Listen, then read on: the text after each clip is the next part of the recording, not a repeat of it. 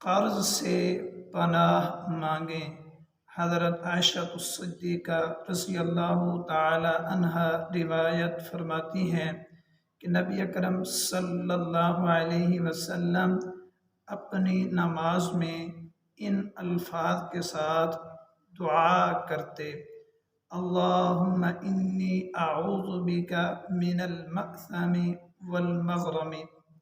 اے اللہ، قرض اور گناہ سے آپ سے میں پناہ طلب کرتا ہوں، یعنی قرض اور گناہ سے یا اللہ مجھے نجات عطا فرمائیے۔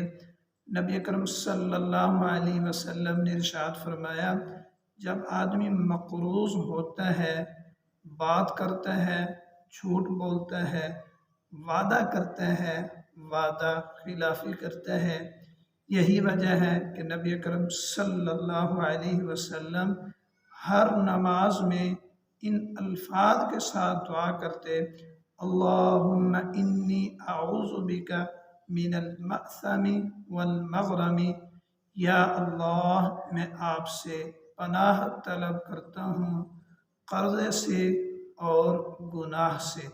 دعا ہے اللہ تعالیٰ سے کہ اللہ تعالیٰ ہم سب کو اپنی نمازوں میں یہ دعا کرنے کی توفیق عطا فرمائے۔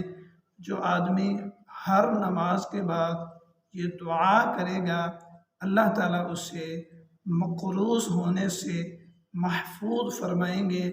عربی الفاظ یاد نہیں ہو رہے تو اردو میں ہی اپنے رب سے یہ درخواست کریں: یا اللہ، مجھے نجات عطا فرمائیے، مجھے پناہ عطا فرمائیے، مجھے محفوظ فرمائیے مقروض ہونے سے اور گناہوں میں مبتلا ہونے سے۔